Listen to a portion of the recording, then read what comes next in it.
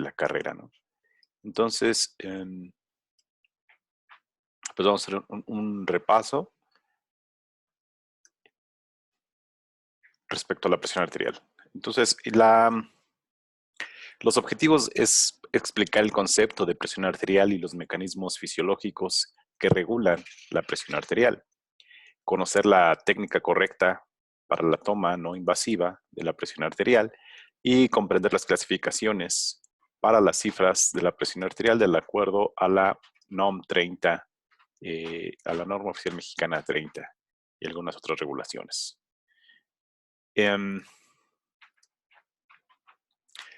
Entonces, bueno, es el caso, empezamos con un caso clínico, ¿no? Entonces, imagínense que ustedes están en un hospital, en el hospital, y entonces hay una paciente, una mujer de 46 años de edad, que acude a consulta acompañada de su hija, ya que refiere que se siente mareada, con dolor de cabeza y con debilidad generalizada.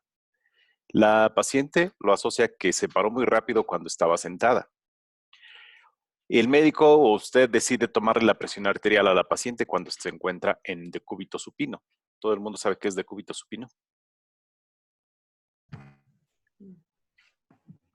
Es estar acostado con la boca arriba, ¿no?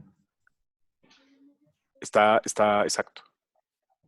Se encuentra en decúbito supino y la presión arterial es 120/80. Y después, cuando se pone de pie, la presión arterial está en 88/70. Pregunta, ¿es normal lo que le pasa?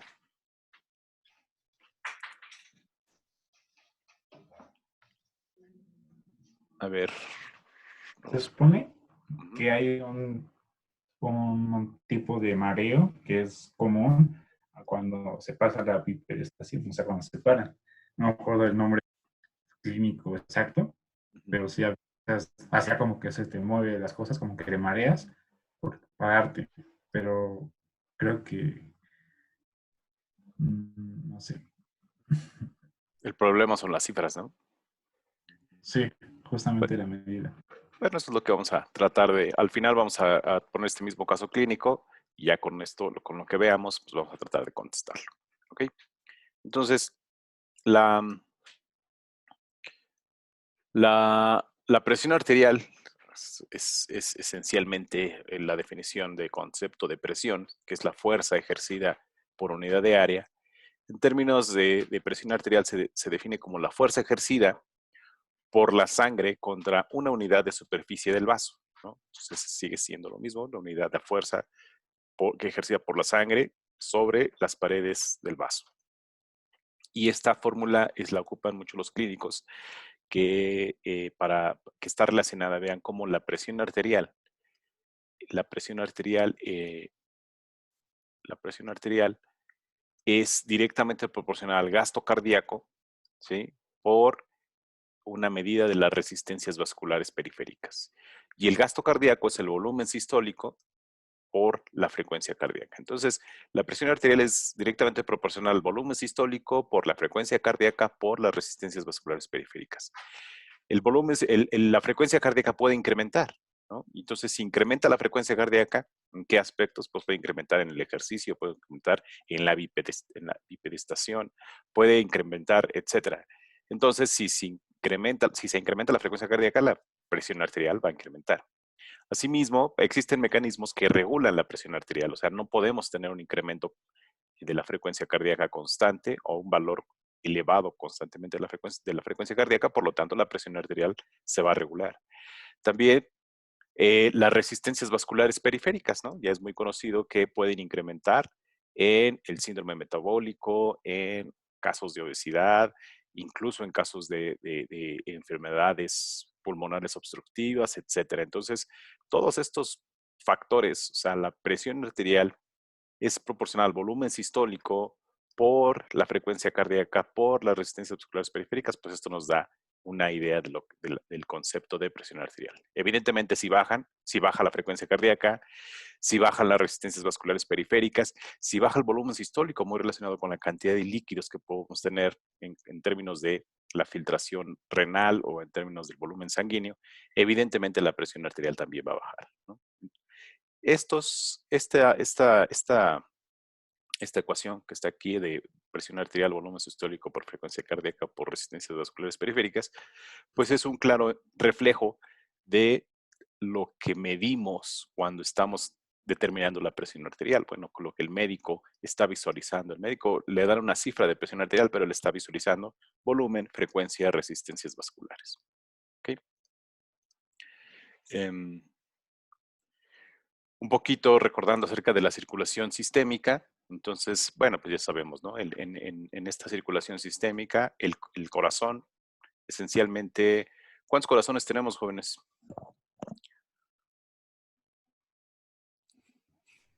Uno, ¿no? Pero tiene 4 cámaras. ¿Quién más? ¿Quién más? No los veo. ¿Qué será? No los oigo. Están durmiendo. Me dejaron su foto aquí puesta. Bueno, en realidad tenemos un solo corazón, ¿no? Un corazón, pero ese corazón está dividido a la mitad. Entonces, tenemos lo que los cardiólogos denominan el corazón derecho y el corazón izquierdo. El corazón derecho es el que recibe, pues, toda la circulación proveniente de todos los órganos, ¿sí? Y entra por la aurícula derecha, se va al ventrículo derecho y pasa hacia la circulación pulmonar, donde se va a oxigenar, y luego pues, ya regresa y se va otra vez nuevamente a la circulación sistémica. Pero aquí lo más interesante es que la función del ventrículo derecho es, o sea, en estructura, en forma y en función es distinta a la del ventrículo, a la del corazón izquierdo.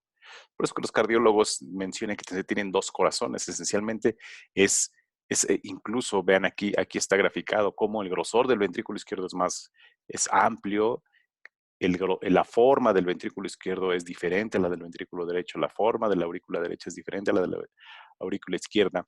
Si bien se llaman aurículas, evidentemente y funcionan sincrónicamente, las presiones que se ejercen en el lado derecho son diferentes a las presiones que se ejercen en el lado izquierdo. En el lado izquierdo tienes mayor presión, mayor fuerza, por eso desarrolla una capacidad muscular mucho más elevada que en el ventrículo derecho. Tiene que tener mayor fuerza para, evidentemente, bombear toda la sangre a través de la circulación sistémica, a través de la circulación cerebral, y el ventrículo derecho no necesariamente necesita tener mucha fuerza porque va a bombear hacia la circulación pulmonar. Esta circulación pulmonar, si en casos normales la presión no es tan elevada, por eso no desarrolla tanta fuerza, no es así, sino la que está desarrollando mayor fuerza en el gasto energético, pues es la aurícula derecha. Entonces, la intención es bombear sangre, la intención del corazón es bombear sangre, y esa sangre va por los grandes vasos, ¿sí? Y después pasa por por ejemplo, grandes vasos como la aorta. Luego vienen las arterias, en diámetro más pequeño, las arteriolas, los capilares, y así y tiene una conexión, pasan por los sistemas, existe el intercambio hacia los tejidos, lo que se denomina perfusión tisular, y posteriormente regresa hacia todos esas arteriolas y capilares, van hacia la circulación sistémica y regresa nuevamente a ser oxigenados. Entonces, se define como circulación mayor, ¿sí? Circulación mayor, las grandes arterias, circulación menor, las arterias y arteriolas y capilares.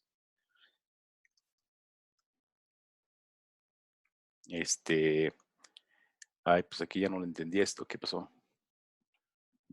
Bueno, hablaba sobre las arterias y las arterias capilares. Aquí hablo un poquito acerca de los grosores. Pero en términos de presiones, esto está extraído del libro de Gayton. Vean cómo las presiones son diferentes, ¿no? Lo que les comentaba hace rato. Por ejemplo, la presión en la aurícula izquierda, vean qué presiones maneja la aurícula izquierda y vean la cantidad o la magnitud de las presiones que se manejan en el ventrículo izquierdo. En la aorta, ¿sí? En las grandes arterias, en las pequeñas arterias, en las arteriolas, en los capilares, en las venas son muy pequeñas las presiones. Y vean cómo la aurícula derecha, ¿sí? Aquí nuevamente regresan a la aurícula derecha, al ventrículo derecho, vean la intensidad de presiones que hay o la magnitud de las presiones en el ventrículo derecho con respecto al ventrículo izquierdo. En las arterias pulmonares existe un cambio de presión interesante, ¿sí? Y nuevamente pues, se va hacia las arteriolas, capilares, venas y hacia las venas pulmonares, ¿no? Entonces, esta sería, digamos, la hemodinámica la hemodinámica en la mayor parte de los vasos de la circulación general. Entonces, cuando estamos hablando de ventrículo izquierdo, aurícula izquierda, esencialmente ventrículo izquierdo y ventrículo derecho, pues son dos conceptos distintos, ¿no? Si bien funcionan sincrónicamente, hablar de ventrículo izquierdo y ventrículo derecho es hablar de conceptos fisiológicos distintos.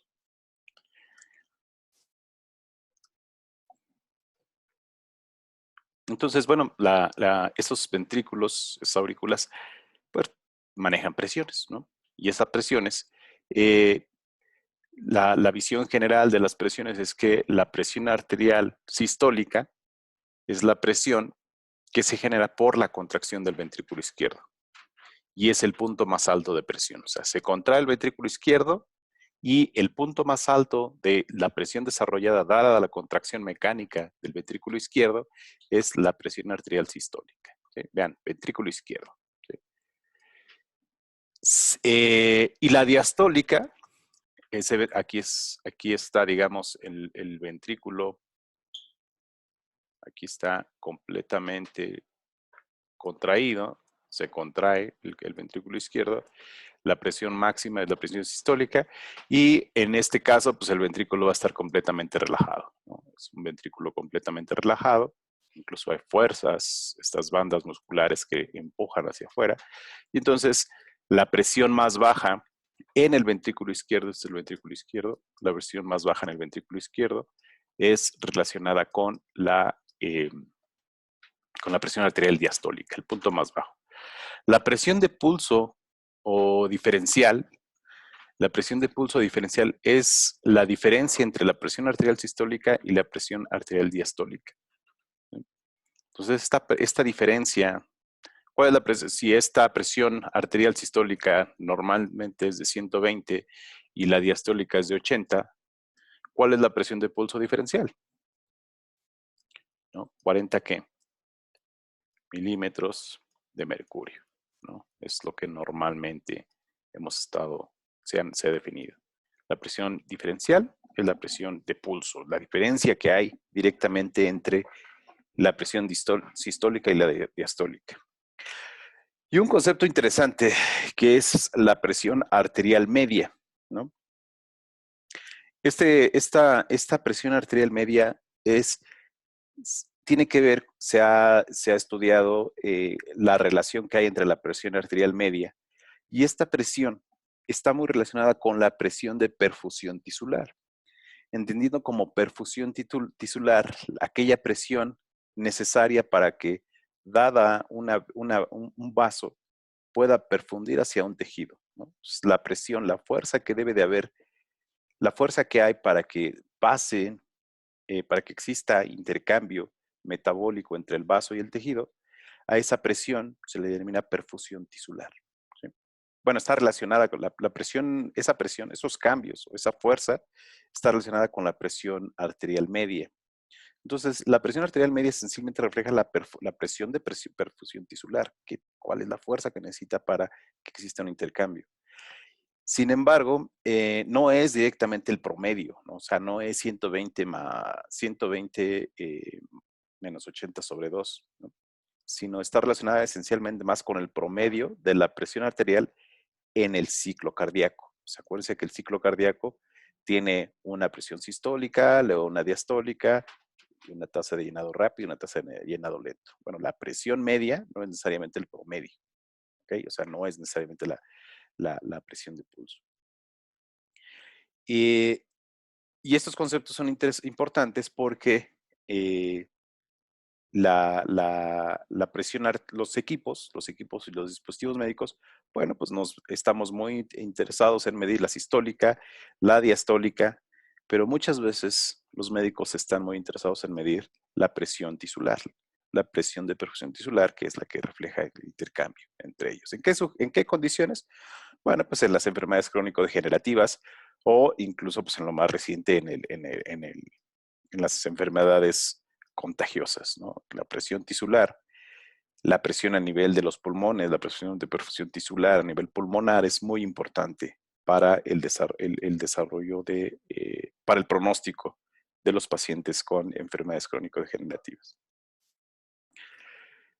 Y bueno, eso es la presión, pero un concepto distinto es el flujo, ¿no? El flujo, pues ustedes ya saben que es la cantidad de volumen que pasa por el intercambio de volumen que hay por unidad de tiempo. Los clínicos lo definen como la sangre que atraviesa un punto, dada un punto determinado de la circulación en un periodo de tiempo determinado, ¿no? O sea, exactamente lo mismo. Es el volumen por unidad de tiempo. Y el flujo se puede medir pues, de distintas formas, ¿no? Una de ellas es utilizando el efecto Doppler, o el ultrasonido por efecto Doppler, y en colores se ve la direccionalidad del flujo sanguíneo. ¿Qué factores, cómo se relaciona el flujo con respecto a las presiones? Bueno, pues para que exista un flujo de sangre debe de haber un gradiente de presión, una diferencia de presión del punto 1 al punto 2 para que pueda existir un flujo. Sin embargo, también los vasos presentan, bueno, digamos los vasos o por donde va a pasar ese flujo, en este caso la sangre, puede presentar cierta resistencia, ¿sí? De hecho, tiene cierta resistencia al que fluya la sangre. Y entonces, pues es el concepto de la ley de Ohm, ¿no? La corriente va a ser igual al voltaje sobre resistencia. El flujo de sangre va a ser igual a la diferencia de presiones que hay entre esos dos puntos sobre las resistencias vasculares periféricas. Esto es esta ecuación tan sencilla, pues da origen a lo que son los sensores de flujo sanguíneo o los sensores de flujo. Cualquier sensor de flujo, tú dime dónde, cuál es la diferencia de presiones que existe entre esos dos puntos. Tengo un sensor de presión aquí, otro sensor de presión acá, y conozco la diferencia, la distancia que hay, y entonces te puedo medir, te puedo dar un estimado del flujo, ¿sí? El flujo y la presión arterial, pues tienen sus respectivos mecanismos de regulación, ¿sí?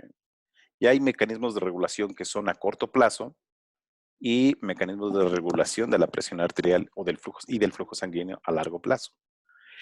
Estos mecanismos de regulación pues surgen como respuesta a las necesidades metabólicas tisulares, ¿sí? O sea, el flujo, los mecanismos de regulación del flujo responden evidentemente a las condiciones, ¿sí? Pueden ser aquellos muy rápidos, entonces se necesita una alta perfusión, se necesita un alto flujo, o aquellos que se van siendo deteriorados. Entonces, para el flujo, los mecanismos de corto plazo es evidentemente la vasodilatación o la vasoconstricción, ¿sí? La vasodilatación y la vasoconstricción, pues ocurre en minutos o en segundos, ¿no? Dependiendo de la actividad. Si yo estoy haciendo ejercicio, entonces va a haber vasoconstricción al inicio y lo que va a incrementar la presión arterial. Y eso se debe a que necesita incrementar la presión para que lleguen más nutrientes hacia todo mi sistema. O puede ser vasoconstricción, ¿no? Puede ser vasodilatación, ¿no?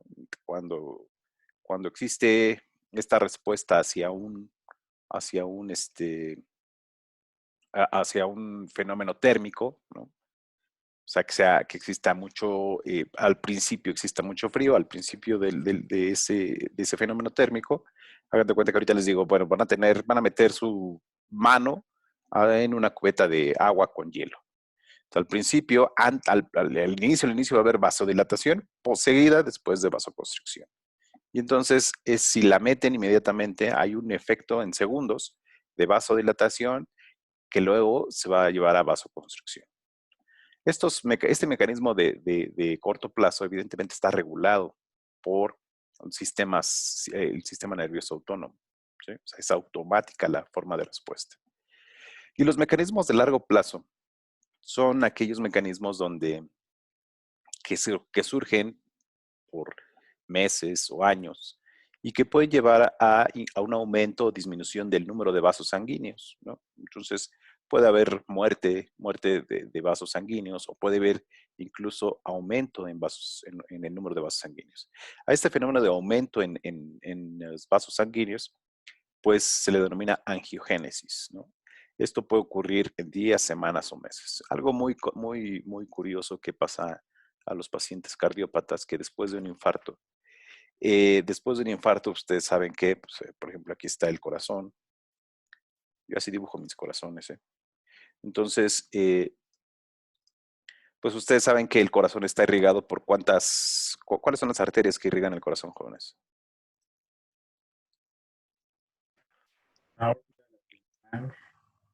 ¿Mandé? La arteria pulmonar, la arteria... Uno, no la liga esa, la aórtica. No, pero el corazón.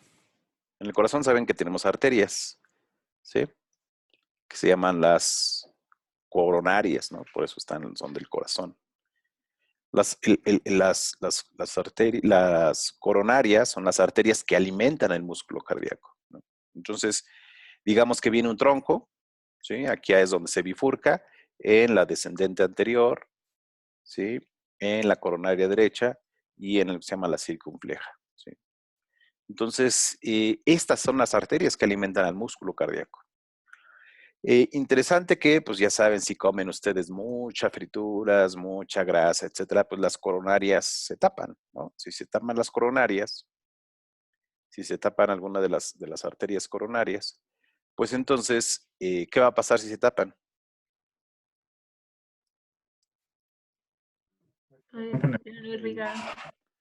Ya no irrigaría esta parte del corazón. Y si se muere este tejido del corazón, si se muere, entonces pues ya no se va a contraer y entonces viene la insuficiencia, ¿no? Pero una de las cosas bien interesantes, jóvenes, que ocurren es que, bueno, ya saben qué pasa si se tapa una coronaria, ¿no? Entonces, ¿qué pasa si se tapa una coronaria? ¿Qué hace el cardiólogo intervencionista inmediatamente? Pone algo que se llama ¿qué?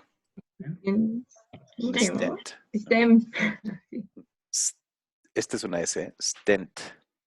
Pone un stent, es decir, un dispositivo que va a incrementar la luz del vaso para recuperar. Bueno, pero muchas veces pues ya no llega el stent y esta parte ya no es necesario, ya no se puede poner el stent porque ya se murió. O sea, el stent se pone cuando hay probabilidad de recuperar este tejido. Pero si ya no hay probabilidad de recuperar este tejido, sea un infarto antiguo o una restenosis, etcétera, pues esta parte se va a morir, ¿no? Entonces esta parte pues ya se murió. Pero una de las cosas bien interesantes que suceden más en aquellas personas que hicieron ejercicio, por eso tienen que hacer ejercicio, jóvenes, es que ocurre algo que se llama angiogénesis. O sea, esta parte ya se murió, pero estas aquí empiezan a desarrollarse un nudo de pequeñas arteriolas o arterias, pequeñas arterias aquí, que hace que toda esta parte de acá no se muera, ¿no? Sino nada más se encuentre perfectamente localizado el infarto y acá existe, no se muera, o sea, no se extienda ese infarto. ¿Por qué? Porque se desarrolló algo que se llama circulación colateral. Esa circulación colateral es bien interesante y es uno de los fenómenos de angiogénesis que ocurre como compensación hacia un daño mayor, ¿no? hacia un daño, evidentemente, de muerte, ¿no? Una amenaza de muerte. Este tipo de angiogénesis, curiosamente, también ocurre en el cerebro, ¿no? La angiogénesis, después de un infarto cerebral, no me pregunten aquí, desconozco menos, pero justamente he estado evaluando tesis de esta parte, de este sentido. En el cerebro ocurre un infarto, un evento vascular cerebral, un infarto o una isquemia, y cuando se le da estimulación magnética transcraneal, que es una terapia para incrementar el flujo sanguíneo en estos pacientes, entonces se les da hagan de cuenta literalmente unas cachetadas, ¿no? Pero con estimulación magnética. Se llama estimulación magnética transcraneal. Estas ondas magnéticas van a pegar sobre las arterias, sobre estas pequeñas arterias. Obviamente ya está el infarto aquí y conforme incrementa el flujo, esto va a favorecer a la angiogénesis. ¿Sí?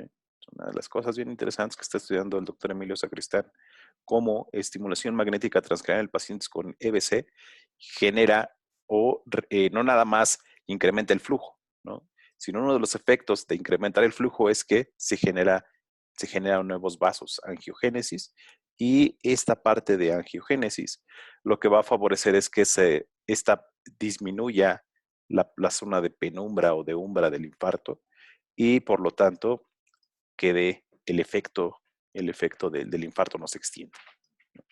Entonces imagínense que el doctor Sacristán pueda tener un casquito, ¿no? Diseñar un casco en pacientes con evento vascular cerebral, donde ese casquito les esté continuamente dando estimulación magnética transcraneal para favorecer angiogénesis. Está interesante y eso es eso de los que en lo que está trabajando.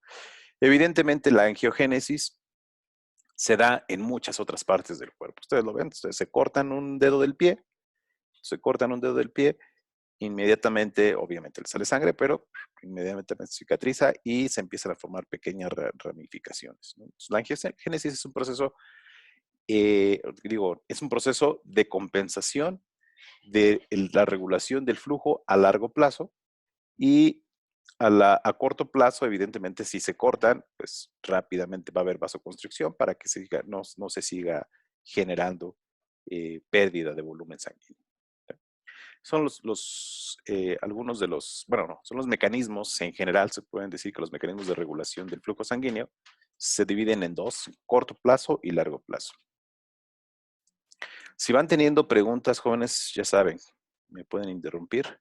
Si ya se fueron, pues ahí me avisan, porque no los estoy viendo. Pero ahorita vamos a hacer un examen que ahora sí va a contar para que pongan atención. Entonces, así como el flujo sanguíneo tiene su propio mecanismo de regulación, pues lo mismo la presión arterial, ¿no? La presión arterial están relacionados la presión arterial y el flujo. Y entonces la presión arterial tiene sus mecanismos de regulación, ¿sí? Estos mecanismos de la regulación de la presión arterial también son aquellos que son muy rápidos, aquellos que dependen totalmente del sistema nervioso autónomo, ¿no? Sistema esencialmente del simpático y parasimpático. La presión arterial está directamente relacionada está regulada, perdón, por el sistema nervioso simpático y el parasimpático. Pregunta, ¿qué hace el sistema parasimpático? ¿De qué se encarga el sistema simpático y el parasimpático? ¿De qué se encargan estos dos? Siempre están en una continua lucha, ¿no? Están en un continuo balance. Pues dependiendo de la acción, uno va a estimular que suceda algo y otro va a disminuir o a regularlo de plano, parándolo. Por ejemplo, el simpático me parece que era el responsable y el parasimpático era el que iba regulando para tener de nuevo una frecuencia estable. Exacto, ¿no? El simpático es el que activa. El simpático es cuando usted activa, quiere decir que, por ejemplo, si se activa el simpático, va a haber una dilatación pupilar, se va a activar las glándulas lagrimales, las glándulas salivales, va a incrementar la frecuencia cardíaca en el corazón, va a incrementar la frecuencia respiratoria, va a incrementar la peristalsis, va a incrementar la secreción en el páncreas. En el colon va a generar contracción en el colon, en la vejiga, en las gónadas, ¿sí? Entonces, el sistema simpático es aquel sistema que es el sistema que tiene inervación directamente en los principales órganos o sistemas y entonces los va a activar. Y el parasimpático va a ser al contrario. El parasimpático en las pupilas las va a relajar, va a relajar las glándulas lagrimales, va a disminuir la frecuencia cardíaca, va a disminuir la frecuencia respiratoria, etcétera, ¿no? Entonces, estar en un continuo balance, ¿no? Este balance que hay siempre tiene que ver con las bajas frecuencias, tienen que ver con el sistema nervioso parasimpático, mientras que las altas frecuencias tienen que ver con el sistema nervioso simpático. Y están en un continuo balance. En un estado pueden estar así, mayor amplitud parasimpático que simpático, o puede estar incluso pues así, ¿no?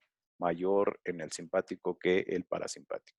Este balance, si nosotros pudiéramos dividir el área bajo la curva de las frecuencias que tienen, ¿no? El área bajo la curva entre el simpático y el parasimpático, a este se le denomina el balance simpático-vagal. Este balance habla de cómo están los procesos metabólicos, cómo están los procesos de regulación, y entre de ellos están los procesos de regulación de la presión arterial. Entonces, el sistema, si necesitamos incrementar la presión arterial, ¿no? Entonces el sistema nervioso simpático se activa. Si necesitamos inmediatamente, ¿no? Es un sistema de activación inmediata. Si necesitamos disminuir la presión arterial por mecanismo de regulación fisiológica, bueno, se activa el sistema nervioso parasimpático. Y esto siempre está en un continuo balance, ¿sí? A ese balance se le denomina balance simpático-parasimpático, y existen muchos indicadores, muchos dispositivos médicos. Por ejemplo, aquellos que miden la dilatación pupilar, pues están viendo esencialmente la regulación, ¿sí? La regulación en este balance. Aquellos que miden la frecuencia cardíaca o la variabilidad de la frecuencia cardíaca, pues están midiendo también este balance simpático-vagal. Y asimismo existen los mecanismos de regulación de la presión arterial a largo plazo. Y este es un mecanismo de regulación bien interesante, ¿no? Bien interesante porque es el control. Estos mecanismos de regulación de la presión arterial tienen que ver con el control de líquidos. Y ese control y regulación de líquidos lo hacen evidentemente los riñones, ¿no? ¿Para qué lo hacen? Pues para conservar la homeostasis del volumen y del líquido. ¿Cómo lo hacen? Bueno, ahí sí es una cuestión sumamente bioquímica, fisiológica, pero esencialmente los líquidos renales y corporales, pues el riñón va a decir qué momento necesito que el cambiar el volumen en el volumen sanguíneo, ¿sí? Por lo tanto, controlar los líquidos, y un cambio en el volumen pues va a llevar a un cambio en la presión arterial, ¿sí? El control de líquidos a nivel del riñón es un proceso muy complicado, pero evidentemente es un mecanismo de regulación a largo plazo, ¿sí? Entonces, si tenemos, por ejemplo, enfermedad, nefropatía renal, entonces esa nefropatía, evidentemente, este daño este mal funcionamiento en los riñones, va a llevar a una descompensación en los líquidos, y eso va a afectar directamente a la regulación de la presión arterial. ¿Okay? Entonces, son dos mecanismos rápidos, sistema nervioso autónomo, simpático, parasimpático, y los mecanismos a largo plazo esencialmente por el control de líquidos renales y corporales. ¿Sí?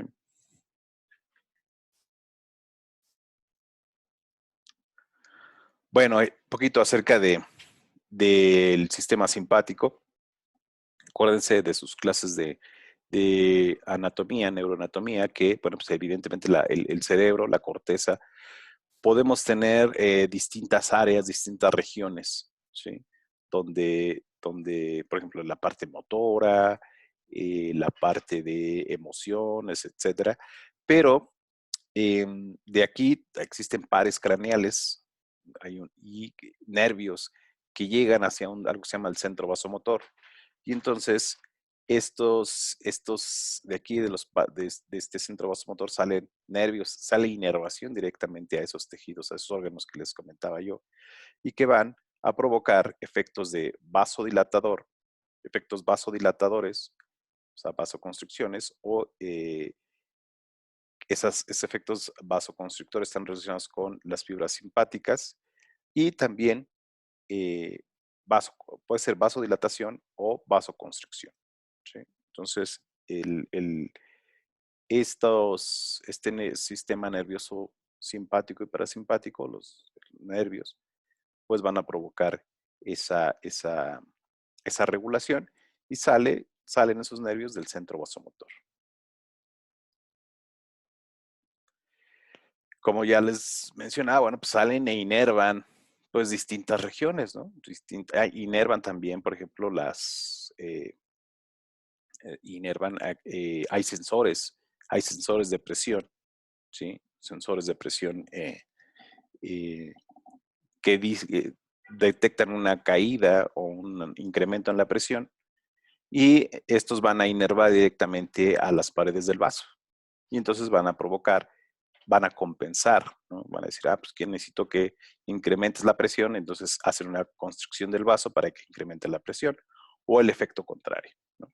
Así lo mismo, también inervan el nodo sinoauricular, el nodo auriculoventricular, las propias paredes del corazón, y pues, la parte renal, etcétera. Entonces, toda la cadena simpática y parasimpática, pues tienen efectos por ejemplo, la simpática tiene efectos de hacer vasoconstricción, incrementar la frecuencia cardíaca, etcétera. Y muy importante, pues los neurotransmisores, ¿no? Los neurotransmisores que van a generar los efectos directamente sobre los vasos, pues, por ejemplo, está la noradrenalina, que es la encargada de generar vasoconstricción. Entonces, dado un incremento en la actividad simpática, entonces se van a generar neurotransmisores. Esos neurotransmisores van a estimular directamente al vaso para generar vasoconstricción. O también puede activarse el parasimpático y secretar adrenalina. La adrenalina está relacionada con la vasodilatación. Entonces, y muy importante que se lleve a cabo el estímulo y también muy importante que se lleve a cabo ese envío de neurotransmisores hacia las paredes del vaso para generar la vasoconstricción o la vasodilatación.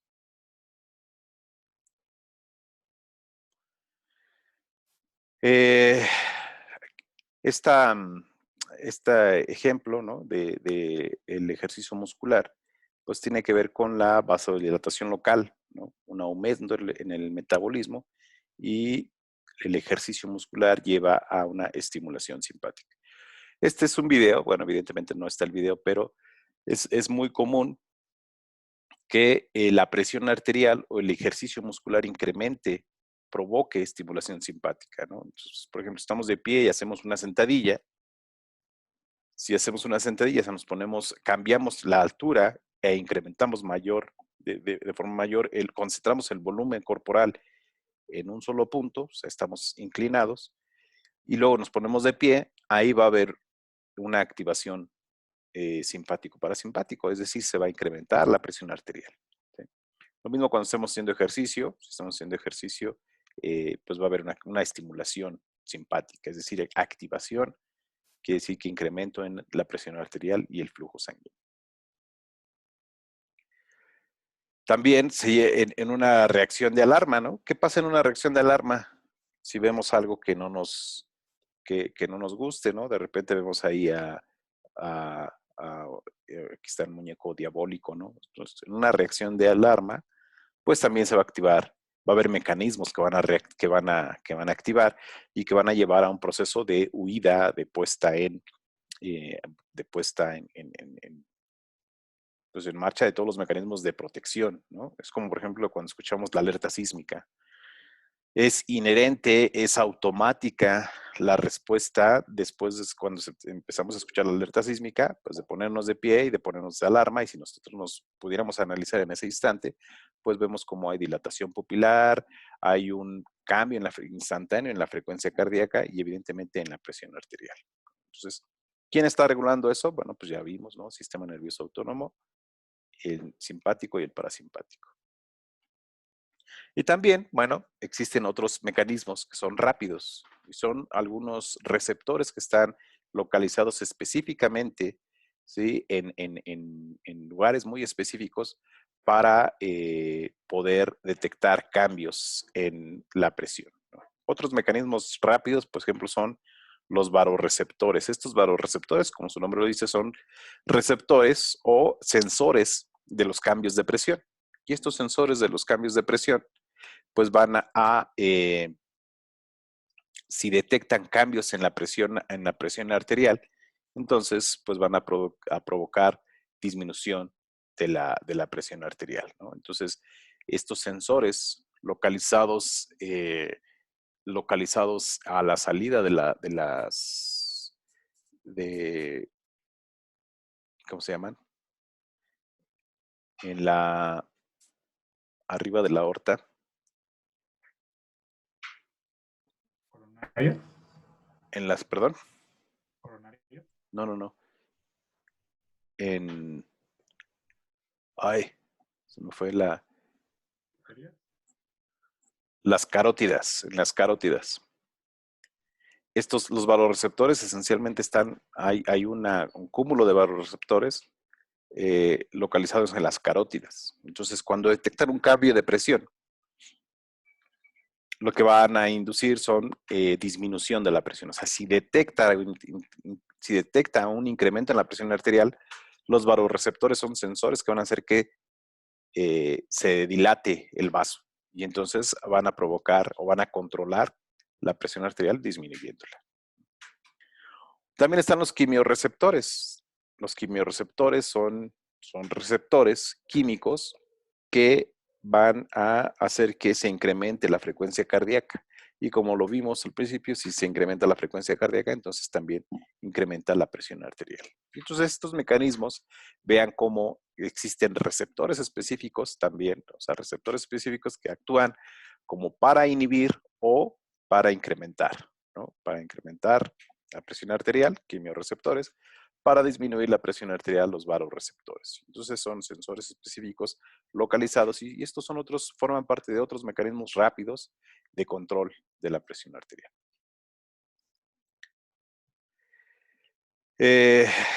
Entonces, bueno, pues aquí está, aquí están los varoreceptores, esta es la que estaba yo buscando, los varoreceptores en el seno carotidio, las carótidas.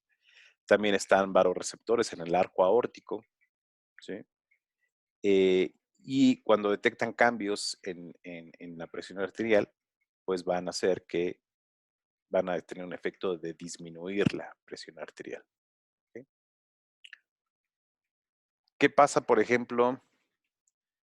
Ustedes han visto en las películas de acción de Hollywood que existe alguien que le presiona con el brazo a la altura del cuello o que da un golpe muy fuerte a la altura del cuello y entonces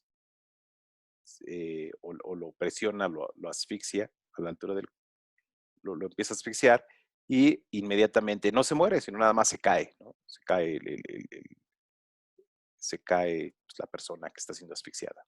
Bueno, pues es evidentemente este efecto sobre los varoreceptores, ¿no? Empiezan a estimular esta región y ¿qué va a pasar? Se va a caer la frecuencia cardíaca y la presión arterial se cae. Y en ese momento pues se cae tirado el sujeto. Esto ocurre mucho, jóvenes, en los deportes de contacto. Los deportes de contacto, si se estimula mucho esta región, pues evidentemente puede pasar que se tengan aquellos desmayos, ¿no? Se tengan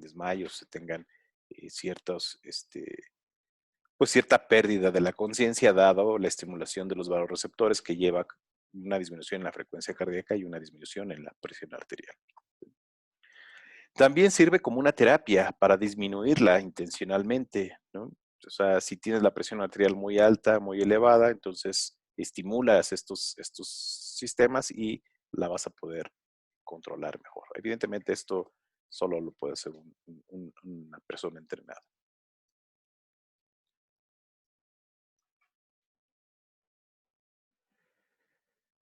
Y los quimiorreceptores son células sensibles a la falta de oxígeno, ¿no? A la hipoxia. Y entonces estos quimiorreceptores lo que van a hacer es que van a estimular el centro vasomotor. Y este centro vasomotor va a hacer una estimulación directamente hacia la zona vasoconstrictora, lo que va a llevar a cabo a un incremento en la frecuencia arterial, en la frecuencia cardíaca, perdón, y en la presión arterial. Entonces, si falta oxígeno, inmediatamente, si está faltando oxígeno, se va a llevar a cabo una vasoconstricción para incrementar la frecuencia cardíaca y la presión arterial. ¿Cómo? Pues estas células sensibles al oxígeno, pues va a estimular el centro vasomotor. Por lo tanto, bueno, pues la presión arterial, como dijimos, la presión arterial tiene sus mecanismos de regulación, aquellos mecanismos que son rápidos, sistema nervioso autónomo, y también tienes los quimiorreceptores y los vasoreceptores que van a regular de forma rápida la presión arterial, y los mecanismos a largo plazo tienen que ver con el control de líquidos corporales a través de todo el sistema renal. Para eso, bueno, el riñón hace uso, bueno, para la regulación de la presión arterial a largo plazo se hace uso de todo un sistema que se llama sistema renina-angiotensina-aldosterona, que eso, bueno, pues ustedes ya lo revisaron en sus clases de bioquímica, pero bueno, este sistema renina-angiotensina-aldosterona, pues es el encargado de regular la absorción y reabsorción de sodio a nivel del túbulo, a nivel del riñón, y entonces pues hay un intercambio, se regula la cantidad de volumen, la cantidad de electrolitos, y esa regulación de los electrolitos hace una regulación del volumen a largo plazo, ¿no? ¿Qué es lo que provoca?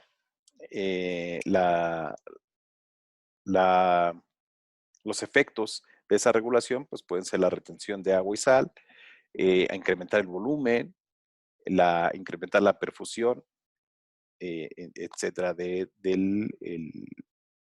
una parte del glomérulo que compone el riñón, ¿no? Entonces, todo este sistema renina-angiotensina-aldosterona es el mecanismo de regulación a largo plazo de la presión arterial. Y bueno, pues ya esta diapositiva es la continuación de esa regulación a largo plazo, ¿no? Un aumento en la ingesta de sal lleva un aumento del volumen extracelular, lleva un aumento en la presión arterial, en descenso de renina y angiotensina, y por lo tanto un descenso en la retención de sal y agua, un retorno de volumen extracelular casi a lo normal y un retorno de la presión arterial casi a lo normal. Entonces, estos son, digamos, los mecanismos de regulación a largo plazo. Muy bien, entonces regresando al caso clínico, ¿no? Que es con el que empezamos la presentación. Esta paciente de 46 años que se paró rápido y cuando se le midió la presión arterial estaba en decúbito supino de 120/80 y después después de ponerle de pie, tuvo una presión de 88/70. ¿Es normal lo que le pasa al paciente? ¿Y cuáles son los mecanismos en el organismo de la paciente que condicionan su cuadro? ¿Qué es lo que creen que esté pasando?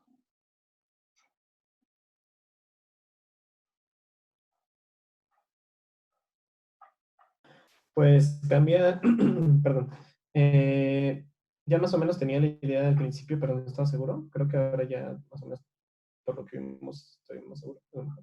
Cambia, pues, una cosa es la circulación de la sangre cuando uno está sentado, ¿no? Y cuando uno se para, esta presión cambia, ¿no? Porque, o sea, esa expresión de que es que me paré muy rápido, pues también a lo mejor tiene un poco de sentido, ¿no? Porque al pararte demasiado rápido, no se le da como el tiempo a lo mejor suficiente para que la presión se regule. Entonces, la sangre tarda, pues pensemos, ¿no? El corazón está a la mitad de nuestro cuerpo y tiene que subir la sangre hacia el cerebro para que circule por el mismo, ¿no?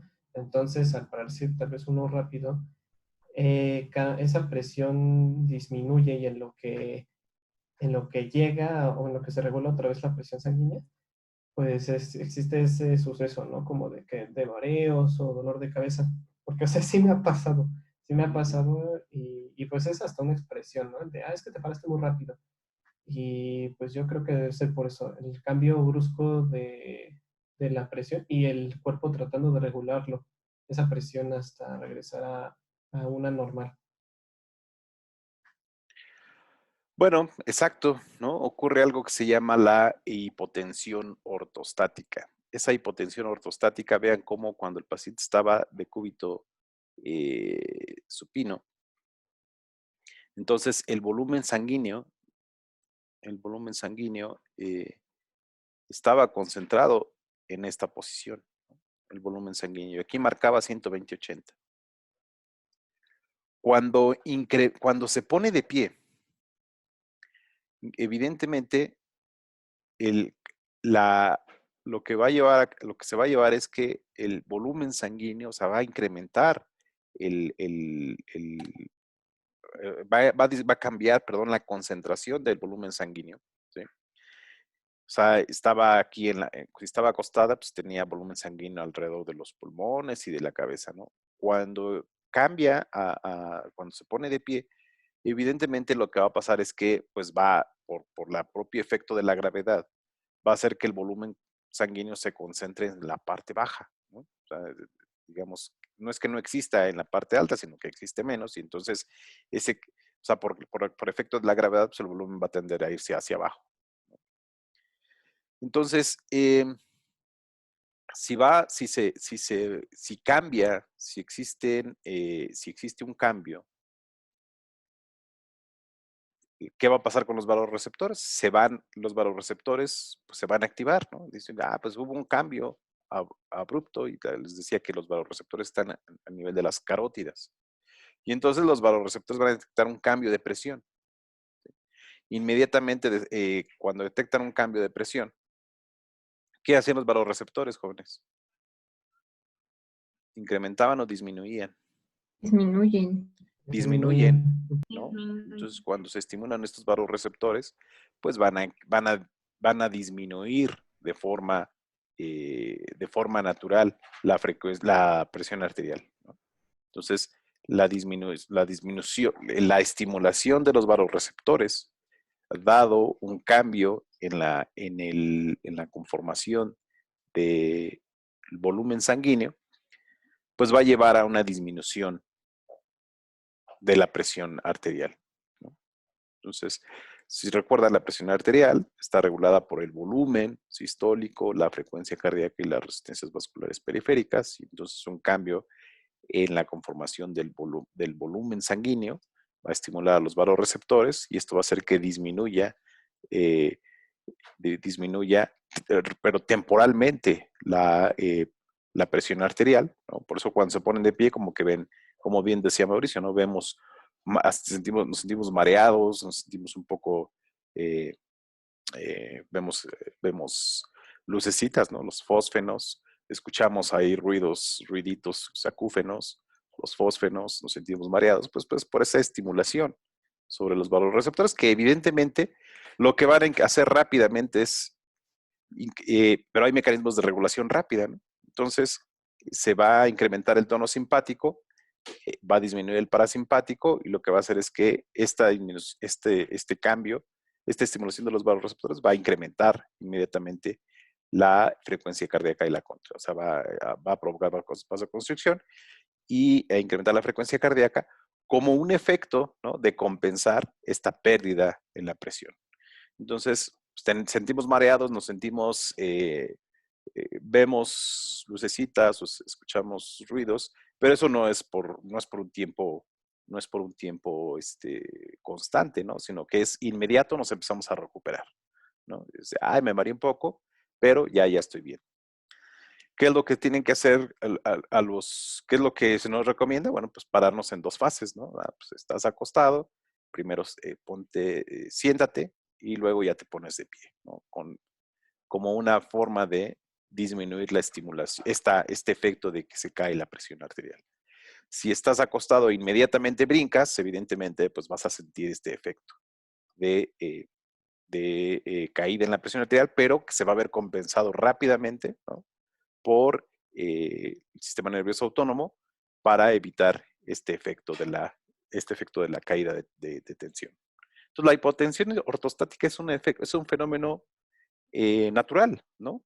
Es un fenómeno que ocurre naturalmente, que ocurre de forma natural, pero los mecanismos de regulación van a hacer que esto sea algo muy momentáneo, ¿no? ¿Qué pasa si no tenemos estos mecanismos de regulación? Bueno, pues evidentemente vamos a tener efectos, ¿no?, de mayor tiempo, porque nuestros mecanismos de regulación no están funcionando adecuadamente. ¿Preguntas hasta aquí, jóvenes? ¿Dudas, comentarios? No, profe, todo bien. ¿No? No, no. Bueno, pues les hago el examen o todavía no. Apenas son las 10. Acuérdense que me tienen que decir porque yo me clavo en esto. Entonces, bueno, los médicos mencionan que hay una toma de presión arterial.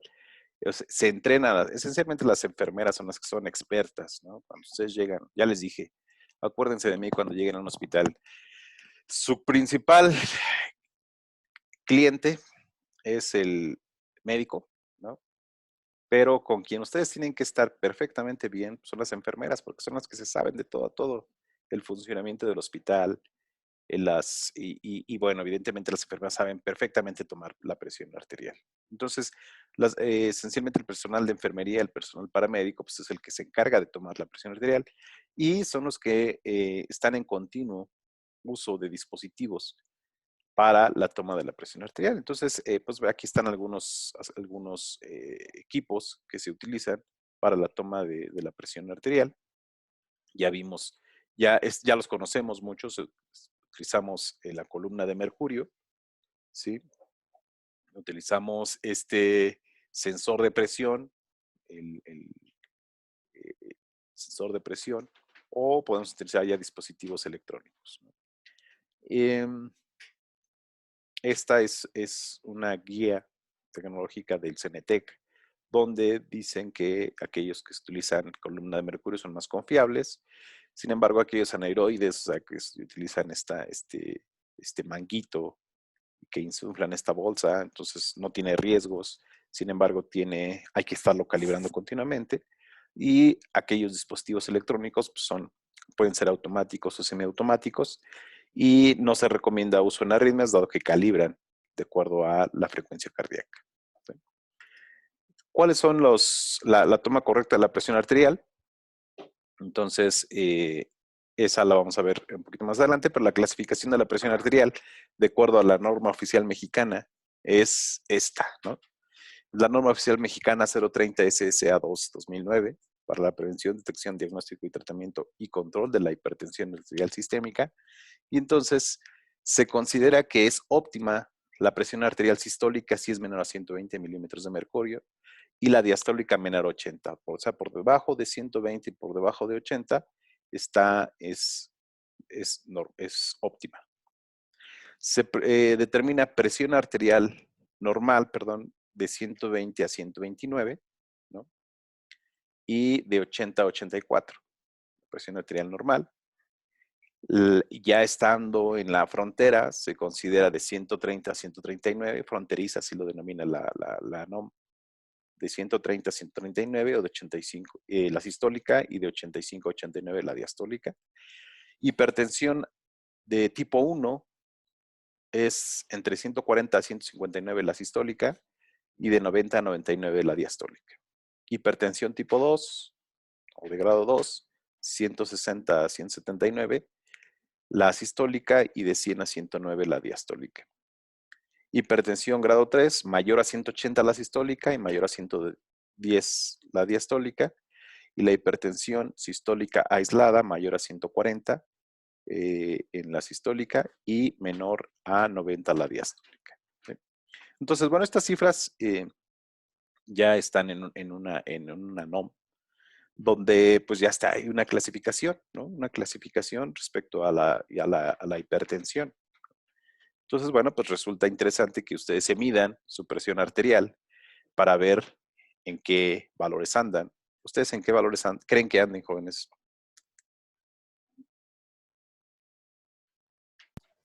Si quieres, lo checo. Ahí tengo una depresión. Aquí Yo lo que... ando como en 110, 70. 110, 70. Entonces andas en óptima. Sí. Pues aquí lo que siempre hacemos es que estamos ahí en el CIA y entonces sacamos los sensores de presión y cada quien se toma su presión arterial para poder pues ver más o menos en qué rangos, ¿no? Pero pues ustedes son jóvenes, entonces difícilmente encontraremos algún caso de hipertensión arterial. Si acaso habrá un fronterizo, ¿no? 130, 139 y de 85 a 89, ¿no? Eso tiene que ver con la incidencia, ¿no? No sería lo mismo si nos tomaran la presión después de 30 años, que ustedes ya van a tener 50 años, entonces evidentemente ahora sí sería mucho más probable que encontremos gente con hipertensión grado 1, ¿no? El grado 2 ya hay los síntomas son muy fuertes, entonces no creo que estaría en el CIA, pero hipertensión fronteriza, hipertensión grado 1, pues sí podría, hay mucha, la incidencia es muy alta, ¿no? De acuerdo a la Joint National Committee respecto a la clasificación de la presión arterial para adultos, ellos manejan estas otras cifras. La Joint National Committee o el Joint National Committee lo publica en el JAMA, ¿sí? Una revista de muy alto impacto. Y entonces, a nivel internacional, de acuerdo al JNC, pues estas serían las cifras de la presión sistólica y diastólica, ¿no? Normal, menor a 120 y menor a 80 en la sistólica y diastólica respectivamente. Prehipertensión, entre 129 y 139 la sistólica, u 80, aquí vean cómo está el O, ¿no? O 80 a 89 la diastólica. Hipertensión estado 1, de 140 a 159 la sistólica, o la diastólica entre 90 a 99, y de tipo 2, mayor a 160, o la diastólica mayor a 100. ¿No? Entonces aquí está interesante esta clasificación porque o sea, es normal si la sistólica y la diastólica están por debajo de estos rangos, pero se considera hipertensión si tienes esta o esta otra, ¿no? O sea, 100, o alta la sistólica o elevada la diastólica.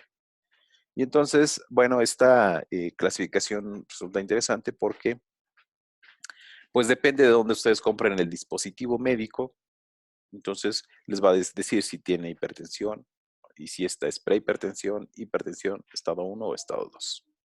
¿Ok? Entonces vale la pena que le echen una revisada a este paper. Es del JAMA del 2014, cómo hacen esta clasificación y cómo hacen el estudio para determinar estos valores de hipertensión.